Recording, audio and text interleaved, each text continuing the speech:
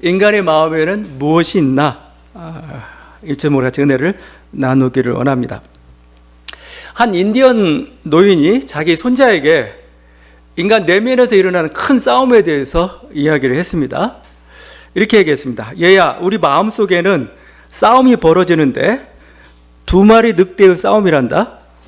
하나는 악한 늑대인데 그놈은 분노, 시기, 슬픔, 후회, 탐욕, 오만, 자기연민, 죄의식, 원한, 열등감, 거짓, 허영, 우월감, 이기심이란다. 근데 다른 한 놈은 선한 늑대인데 이놈은 기쁨, 평화, 사랑, 희망, 인내, 겸손, 친절, 자비, 이해, 아량, 진실, 동정, 믿음이란다. 이 말을 듣고 손자가 할아버지에게 물었습니다. 어떤 늑대가 이기나요? 현명한 노인이 대답했습니다. 네가 먹이를 주는 놈이지. 그렇죠? 우리가 어떤 먹이를 계속 주고 있느냐에 따라서 악한 늑대가 살아나기도 하고 선한 늑대가 살아나기도 하죠. 하여튼 우리 마음은 전쟁터예요. 전쟁터입니다. 늑대가 으르렁대고 있는, 아니 늑대보다 더 험한 것이 우리 마음속에 있어요. 더 강력한 것이 우리 마음속에 있습니다. 그래서 마음을 성경에서는, 잠언은 계속해서 성에 비유해요. 성. 저는 이게 맞는 것 같아요. 이 마음이란 것은 어떤 이 한 도시를 뭔가 보호하는 강력한 성곽과 같은 겁니다. 우리가 전쟁, 군비, 뭔가 여러 가지 외부적인 어떤 요인으로서 나를 그것보다 더 중요한 게 마음을 무장하는 겁니다. 성곽 같은 거예요. 그리고 이건 또 성곽일 뿐만 아니라 도성이에요. 도성. 그러니까 우리 성 안에는 모든 게 다 있죠. 모든 잡것들이 다 있습니다. 온갖 것들이 다 있죠. 소우주예요. 마음도 역시 소우주라는 겁니다. 그래서 오늘 말씀을 읽었는데 제가 마음이라는 단어가 잠언에 가장 많이 나온다고 했죠. 95번이 나옵니다. 95회. 근데 그중에 이제 몇 가지만 계속 추려보고 있는데 오늘 2장 10절에서 마음이라고 표현할 때 여러 가지 다양한 표현들을 쓰고 있어요. 히브리어는 레브예요. 레브. 마음은 레브입니다. 레브라는 뜻은 또 심장이라는 뜻을 가지고 있어요. 옛날 사람들은 머리로 생각하지 않고 심장으로 생각한다고 항상 생각을 했어요. 그래서 마음은 심장과 같은 그런 겁니다. 거기 2장 10절에서 또 영혼이라는 단어가 나와요. 영혼. 그건 네페시입니다. 네페시. 네페시인데 이게 창세기 2장에서 인간을 만들고 생명이 됐다 할 때 그 단어예요. 살아있는 존재, 이런 뜻이죠. 그냥 번역은 영혼으로 했는데 목숨이라는 뜻입니다. 목숨. 4장 20절, 23절 역시 레브, 심장이라고 마음을 표현했어요. 근데 그 다음이 뭐라고 표현하면 마음이 생명의 근원이라 표현합니다. 생명의 근원. 이 생명은 영어로 라이프죠. 근데 이 생명이라는 단어는 헬라어로 보는 게 더 좋습니다. 헬라어로 조회, 조회. 근데 조회가 어디에 많이 나오니? 요한복음에 많이 나와요. 요한복음에. 너에게 내가 기료 진료 생명이다 할 때, 너에게 영생을 준다 할 때 쓰는 단어가 조회예요. 조회. 그러니까 그냥 아무런 수식 없이 그냥 조회라고도 얘기하고 있어요. 그러니까 뭐예요? 마음이 영원한 생명의 근원입니다. 영원한 생명이 어디 있어? 마음속에 있다, 이게 얘기하고 있어요. 25장 28절에서 여기 마음이라고 표현한, 여기 마음은 또 다른 표현을 쓰고 있습니다. 원어를 보게 되면 다른 단어예요. 한글은 마음으로 번역했는데 히브리어는 루아흐입니다. 루아흐. 이 루아흐는 뭐냐? 보통 우리가 하나님의 영할 때, 하나님의 바람할 때, 성령할 때 쓰는 그 단어예요. 그러니까 인간의 루아흐예요. 근데 이걸 성경으로 번역할 수는 없고 그냥 마음으로 번역을 했습니다. 근데 영어 성경은 스피릿으로 번역을 해요. 소문자 스피릿 써가지고, 그러면 정신이 될 수도 있고 영혼이 될 수도 있죠. 제가 이렇게 했냐면 마음이라고 우리가 번역을 했는데 원어를 쫓아가다 보니까 어떤 심장이고 어쨌든 목숨이고 어쨌든 영원한 생명이고 또 어쩔 땐 이 어떤 하나님의 어떤 뭐 영과 같은 뭐 이런 느낌이 들어가는 존재가 바로 우리 마음이죠. 그만큼 마음은 매우 넓고 신비하다는 겁니다. 이 마음에 무엇이 있는가를 좀 보려고 그러는데 기독교에서는 마음에 대해서 사실은 굉장히 부정적이에요. 마음을 대할 때. 마음을 기독교에서는 개신교죠. 개신교에서는 죄의 근원으로 봅니다. 여러 가지 마음의 신비를 떠나서 그냥 마음은 죄의 근원이에요. 우리 마음이란 건 뭐냐? 그냥 복구 불가능할 정도로 완전히 망가진 거. 이게 우리 마음이다. 그걸 원죄라고 하죠. 원죄. 인간은 태어날 때부터 원죄를 가지고 태어난다. 이걸 설명하기 뭐하니까 아우구스티누스는 아예 유전죄로 설명했어요. 유전죄. 마음이 완전히 망가졌는데 그 망가진 상태로 우리는 태어난다. 유전처럼 이렇게. 칼빈도 마찬가지죠. 선을 향한 의지도 능력도 없습니다. 그게 우리 마음이에요. 그래서 이 마음은 그럼 뭐냐? 오직 은혜로만 가능한 거예요. 그래서 계속 기독교에서 그리스도의 보혈을 강조하는 이유가 여기 있어요. 기독교는 절대 너 윤리적으로 각성해라, 너 그런 말 하지 않아요. 예수를 믿으라고 표현합니다. 왜냐하면 내 존재 자체가 완전히 억울해졌기 때문에 아무리 노력해도 그게 그거예요. 그게 그거. 근본적으로 변화되지 않으면은, 하나님 은혜로 다시 나지 않으면은 아무런 소용이 없죠. 어떤 사람이 맨날 자기 배가 똘배 나무만 너무 배도 이렇게 알량한 것만 맺어요.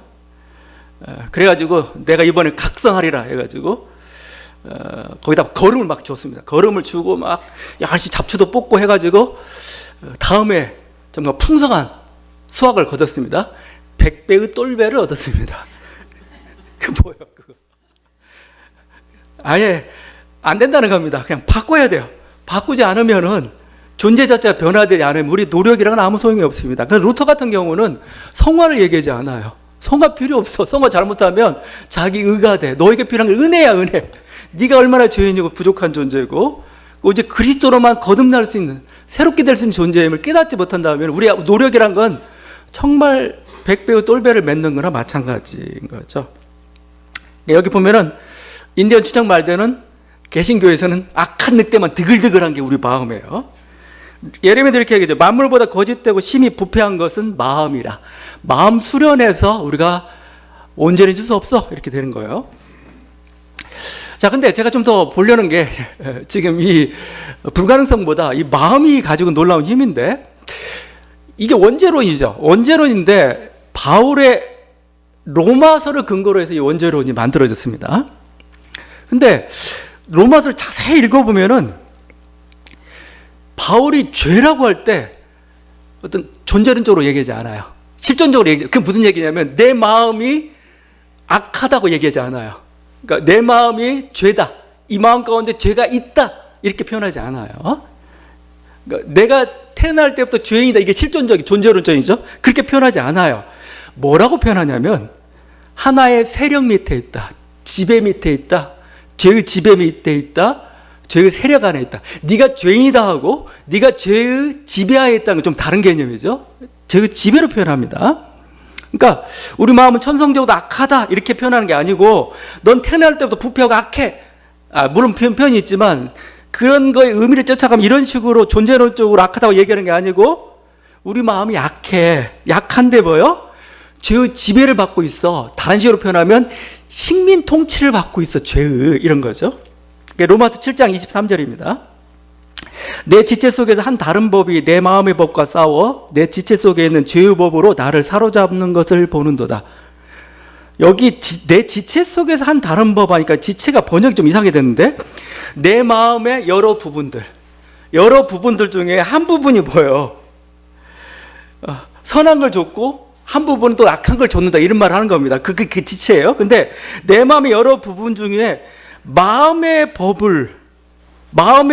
마음의 법과 싸워. 그러니까 내 마음의 일부는 내 마음의 법을 쫓아가는데 마음이라 번역한 게 이것도 참 애매하게 돼버렸어요.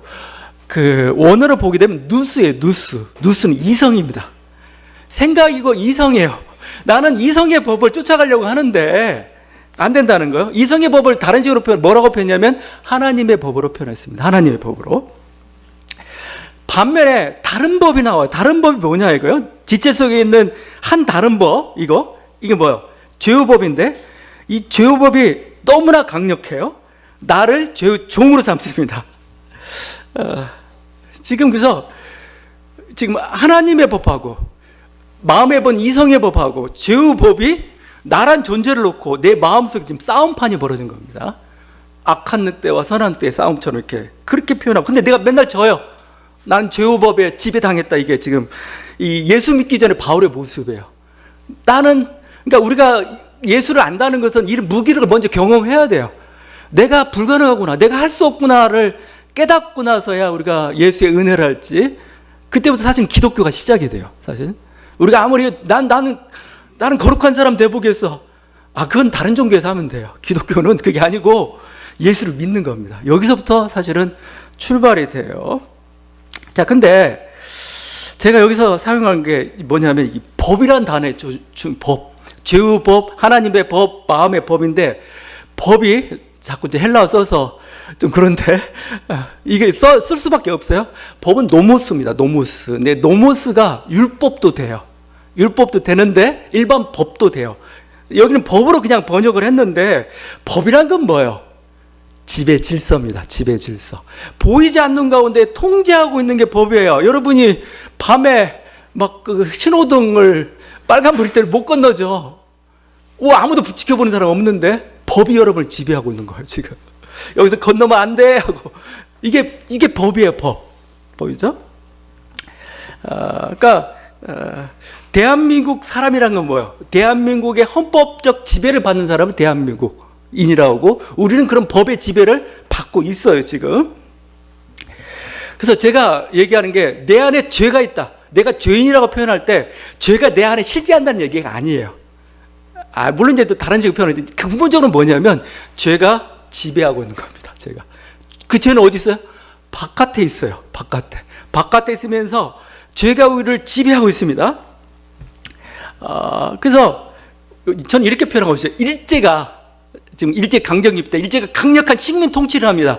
이 식민 통치가 그냥 정치 체제뿐만 아니고 우리 안방까지 침범하고 내 마음까지 지배하고 있는 상태, 이게 죄의 법입니다. 죄의 법. 바깥에 있는 그 죄란 존재의 출발이 사실은 원죄예요. 내 안에 죄가 있는 게 원죄가 아니고, 바깥에 있는 죄가 시작돼서 우리가 죄의 지배의 상태에 놓이게 된 게 사실은 인간이에요. 그래서 이 죄의 지배 아래서 도무지 죄와 이겨낼 수가 없는 거예요. 싸워낼 수가 없는 겁니다. 그래서 바울이 이렇게 고백해요. 오라, 나는 공고한 사람이다. 오라, 나는 올바르게 살고 싶은데, 나는 의롭게 살고 말씀대로 살고 싶은데 살 수가 없네. 죄의 지배가 너무나 강력해가지고 벗어날 수가 없어. 근데 예수를 믿는 순간 어떤 일이 벌어졌는가? 로마서 7장에서 8장으로 넘어가면 이렇게 얘기하는 8장 2절입니다. 그리스도 예수 안에는 생명의 성령의 법이 죄와 사망의 법에서 너를 해방하였습니다. 해방이라는 단어를 쓰고 있어요. 제가 그래서 식민 통치가 거짓말이 아니에요. 죄가 우리를 다 장악하고 막 해서, 그래서 우리를 뭐라고 표현하냐면 죄의 종이라고 표현해요. 죄가 왕노릇한다는 표현을 쓰고 있습니다. 전부 지배예요, 지배 이렇게. 근데 막 꼼짝달싹 못하고 있는데 뭐요? 생명의 성령의 법이 이제 뭐요? 해방했습니다. 해방. 광복절입니다. 출애굽입니다. 해방돼가지고 뭐요? 우리가 이제는 뭐요? 성령의 지배를 받는 사람들이 되었다. 이게 8장의 선언이에요. 이제 우리는 뭐요? 싸울 힘이 생겼어요. 왜냐하면 지금 강력한 외부의 적 때문에 힘들었는데 뭐요? 성령이란 그분이, 성령이란 분이 우리와 함께 우리를 위해 싸워주고 계세요. 우리는 그 힘을 의지해서 이제 죄와 싸울 수 있는 힘들을 얻게 된 거죠. 전엔 나 혼자 내 의지로 싸웠다면 이제는 하나님의 영의 도움으로 싸웁니다. 그래야 승리할 수 있어요. 내 의지로 싸운다, 다 져요. 100점 100패입니다. 다. 죄의 세력에 대해서 이길 수 있는 사람 아무도 없습니다. 우리는 성령으로, 하나님의 영으로 함께 싸우죠. 제가 이렇게 얘기했지만 우리 마음이란 결국 이 강력한, 어떻게 보면은 우리 마음은 어떤 강력한 세력들이 으르렁대고 있는 전쟁터라는 겁니다. 전쟁터. 우리 마음에 뭐가? 우리 마음은 전쟁터예요. 지금 전쟁터. 우리 희망이랑 이제 강력한 분이 우리 편이 되셔서 함께한다는 그거에 우리 희망이 있는 거죠. 제가 성격적으로 이렇게 얘기했지만 이 마음에 대해서는 현대 심리학에서 굉장히 잘 활발하게 연구가 진행이 되었죠. 심리학의 한 획을 그었던 사람이 프로이드 다음에 칼 융입니다. 칼 융을 얘기했는데, 칼 융은 우리 마음에 그냥 우리가 있는 게 아니고 무의식이 있다. 그걸 집단무의식이라고 표현했어요. 그래서 칼 융이 그리는 인간의 마음은 마치 동심원 같아요. 인간의 마음은. 자, 겉이 있습니다. 겉은 뭐예요? 의식이에요, 우리 의식. 뭐, 웃고 떠들고, 예의 바르고, 아니면 화를 내기도 하고, 이런 의식입니다, 의식. 의식이 다가 아니에요. 무의식이 마치 빙산처럼 더 강력합니다. 근데 무의식이 두 종류가 있어요. 개인 무의식이 있고 집단 무의식이 있습니다. 이 개인 무의식과 집단 무의식이 그걸 파고 들어가면 센터에 있는 게 센터가 누구예요? 셀프입니다. 자기예요, 자기. 이게 진짜 자기예요. 참 나예요. 얘를 찾아가야 돼요, 얘를. 근데 우리는 항상 의식의 세계에서 그게 자기인 줄 알고 이렇게 살아가고 있는 거죠. 개인 무의식을 만나고 집단 무의식을 만나고 뚫고 들어가서 결국 나를 만나는 작업, 마음의 여행이면서 우리 인생의 목표인 거죠. 마음은 작지 않아요. 저는 이 집단무의식이라는 게 참 재밌어요. 집단무의식. 우리 안에 집단무의식이 있다는 거예요. 이름을 아니마 아니무스라고 불렀어요. 남성에게는 아니마라는 여성 어떤 집단무의식이 있어요. 그 여성에게는 반대로 남성형의 아니무스 같은 게 있습니다. 칼 융은 굉장히 음양 이런 게 굉장히 강해요. 남성 안에 여성이 있고 여성 안에 남성이 있는 그 모습이고 이렇게 얘기하는데 이 사람은 집단 무의식은 또 다른 나입니다. 나. 그냥 왜 남이 아니에요. 나예요, 나. 이 나라는 건 집단 무의식으로 제가 얘기한 이 나라는 건 뭐냐면 오랜 문화와 경험 끝에 형성시킨 인간의 집단적 의식을 가리켜요. 남성형의 아니면 여성형의 어떤 그 집단적 의식, 오랜 문화와. 근데 이게 뭐 심리학적으로 정말 그래? 근데 가능해요. 왜냐하면 여러분의 DNA가 그래요. 여러분의 유전자. DNA 안에는 뭐예요? 인류가 탄생한 이래 그 모든 진화의 역사가 다 담겨져 있어요. 됐습니다. 요즘 DNA DNA 연구하는 데는 아주 대단해요. DNA 연구를 통해서 그 사람의 형체까지도 피부색까지도 다 알아내요. 이제 그래서 아주 이런 거 다죠. 아주 요즘 유전자 기술은 엄청 발전했습니다. 근데 뭐예요? 우리 안에는 우리 역사를 담고 있어요. DNA 안에. 인간이 어떻게 이렇게 진화해 갔는가, 역사. 마찬가지로 우리 의식은 뭐예요? 내 의식이 아니에요. 그냥 우리가 아버지 부모로부터 났는데 내 의식 속에는 뭐예요? 온 인류가 지금껏 쌓아왔던 경험과 그 의식들이 내게 들어가 있어요. 그걸 어떻게 알 수가 있어요? 그게 종교로 나타나고 있어요. 그게 모든 어떤 이렇게 인류가 전 세계에 흩어져 있지만 아주 공통적인 요소들이 있어요. 왜 그럴까요? 집단 무의식이 있었기 때문에 그런 거죠. 그러니까 내 안에 아버지가 있어요. 내 안에 어머니가 있어요. 내 안에 조상들이 있습니다. 내 마음이란 내 것이 아니에요. 내가 인생을 산다는 건 결국 뭘까? 이런 집단 무의식의 바다에 물 한 방울 떨어뜨린 거예요. 여기에 나는 물 한 방울 떨어뜨리면서 결국 이게 또 하나의 바다를 이루어가는 것. 나는 또 하나의 집단 무의식으로 남아가지고 자녀들에게 또 넘겨줄 겁니다. 이런 식의 과정들이 지금 벌어지고 있죠. 그래서 마음은 넓다는 것. 동시에 너무 자기 자책하지 말라는 겁니다. 왜냐하면 내가 왜 이렇게 성격이 이래? 아니요, 그 물려받은 거예요. 그냥 그 물려받은 거라서 어쩔 수 없는 겁니다. 그냥 그래야 되지. 내가 뭔가 행동을 마음을 잘못 먹어서 내가 지금 이런 나쁜 짓을 하고 있는 거야, 나쁜 생각을 하고 있는 거 아니에요. 그냥 물려받은 거예요. 그냥 받아들이는 거 필요합니다. 우리 마음 안에는 개인 무의식이라는 것도 있습니다. 집단 무의식뿐만 아니라 집단 무의식은 집단적인 거지만 개인 무의식은 개인이 성장 과정에서 이렇게 무의식들을 그러니까 어느 정도 이렇게 만족한 삶을 살면은 그렇게 개인 무의식이 부정적으로 작용을 하지 않아요. 근데 인간이라는 것은 항상 인생이라는 게 고난이잖아요. 자기 마음과 잘 안 맞아요. 갈등 겪고 그 때문에 상처를 겪기도 하고 그러면서 하나의 어떤 개인 무의식이 형성되는데 이것을 칼 융은 그림자라고 불렀어요. 그림자.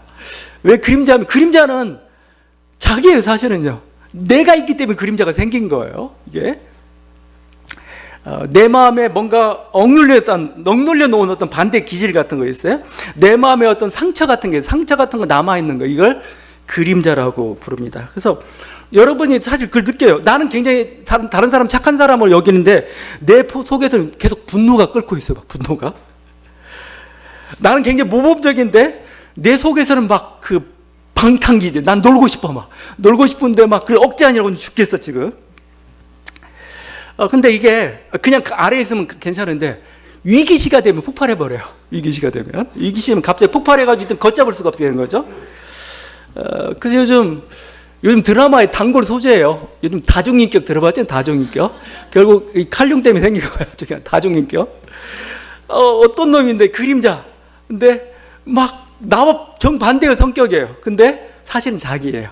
억눌렸던 자기죠. 자기는 정말 그렇게 살고 싶었어요. 근데 상황 때문에, 상처 때문에 그렇게 못 살았어요. 그래가지고 막 계속 억눌렸는데, 그래도 속에서는 계속 키워왔던 거죠. 이게. 그래야 내가 살 수 있으니까. 근데 이런 상태에 있다가 이제 성인이 되다 보니까, 이게 얘가 이제 툭 튀어나올 때, 이게 통제가 안 되기도 하고, 미성숙한 반응이 나오기도 하고, 하여튼 이런 모습들입니다. 충분히 우리가 사랑받지 못했거나, 버림을 받게 되면 분열적인 요소들이 나타나기 시작합니다. 자기 안에 불안과 불신을. 그래서 아이들한테 무조건 하고 사랑을 주는 게 제일 중요합니다. 왜냐하면 사랑을 받지 못하면 세상을 의심해요. 두려워요. 막 이렇게.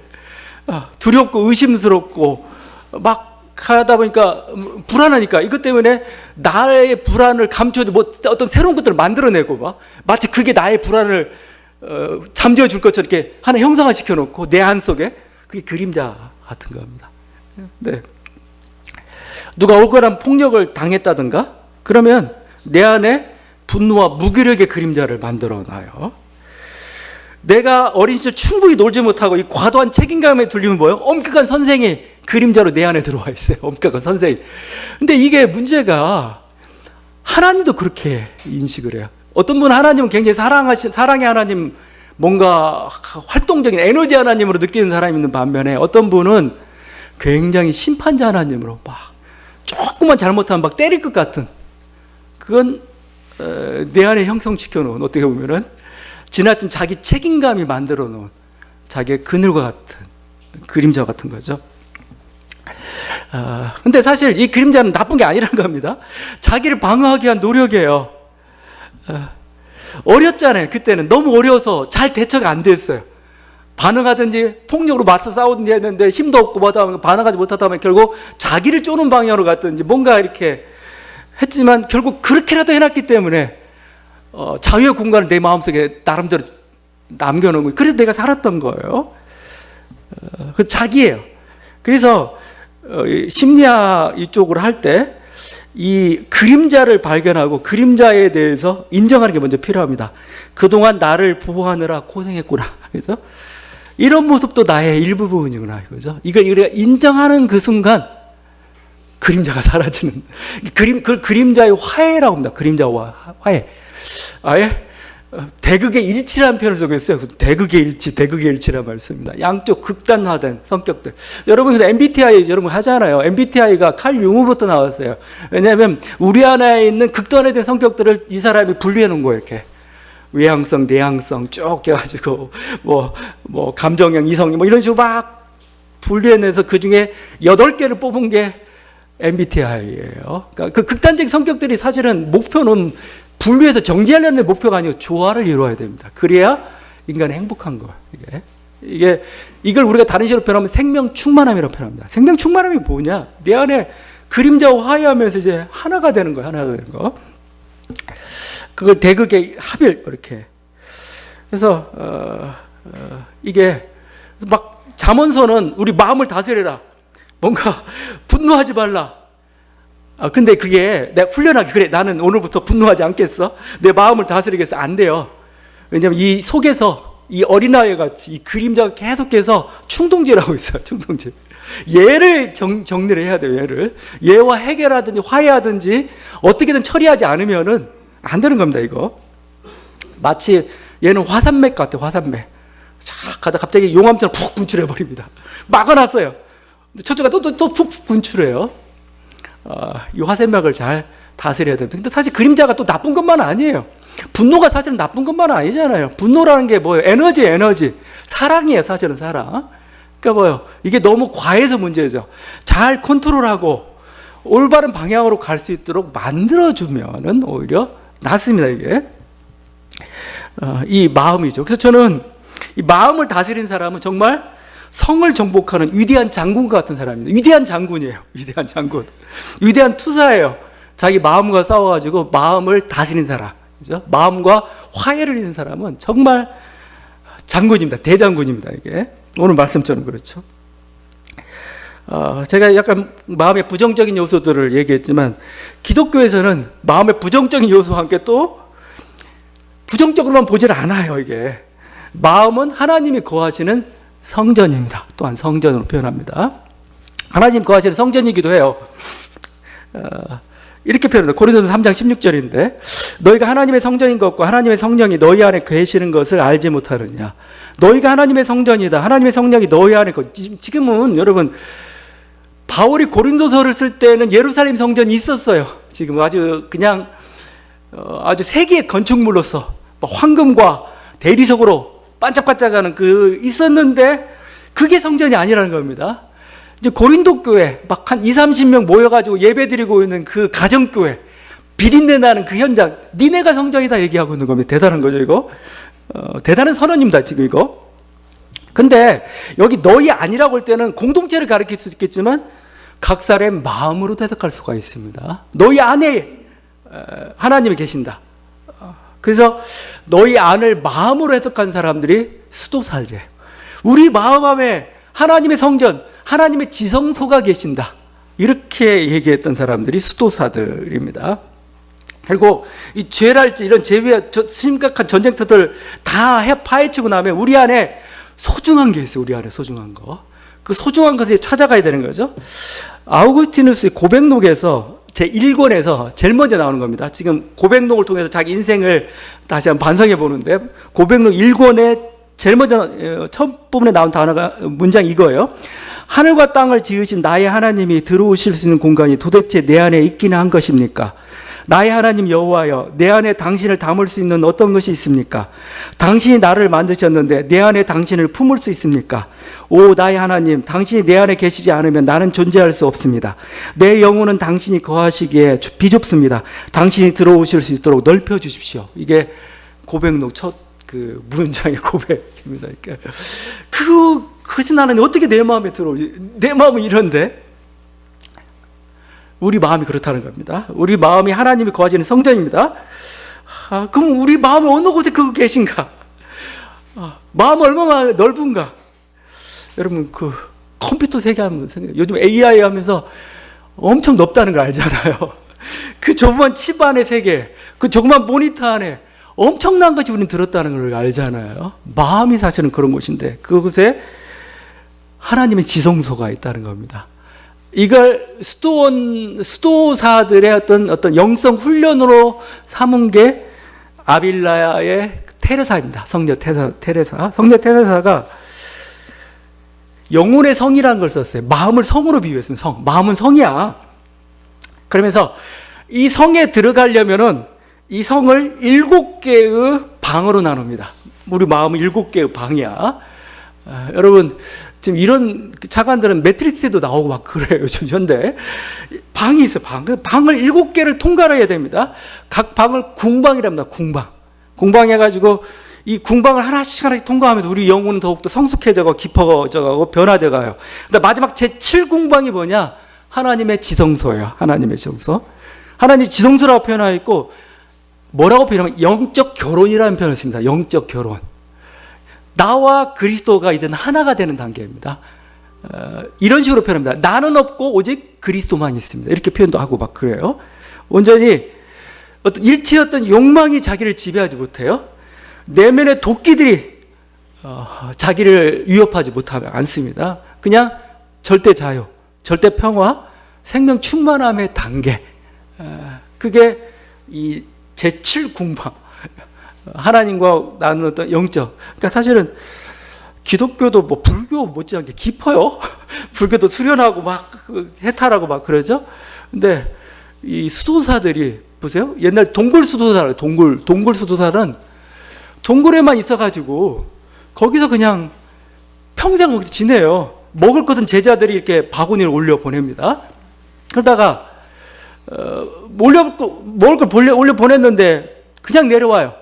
그럼 죽은 겁니다. 그럼 뭐죠? 그 제자가 다시 올라가요. 스승 처지하면 자, 그 자리에 넣습니다. 그러면 이 좁은 동굴에서 스마트폰도 없는데 어떻게 우리가 살아가느냐 이거예요. 마음이란 곳이 이렇게 넓다는 겁니다. 마음의 세계는 우주와 같은 겁니다. 우주와 같은 곳. 내가 마음속을 들어가고 여기서부터 뭔가 찾아가고 헤매는데 여기에 놀라운 게 우주가 담겨져 있는 거예요. 이게. 여러분, 우리 마음은 성입니다. 마음을 정복한 자는 성을 정복한 위대한 군주와 같습니다. 우리 마음은 우주입니다. 우주와 같이 무한하고 깊습니다. 우리 마음 중심부에 하나님의 지성소가 있습니다. 신과 같이 그 안에는 절대 자유와 절대 평화가 있습니다. 성령과 함께 사망의 그림자를 넘어 이 푸른 초장으로 나아가는 저와 여러분들 있기를 간절히 바랍니다. 기도하시겠습니다.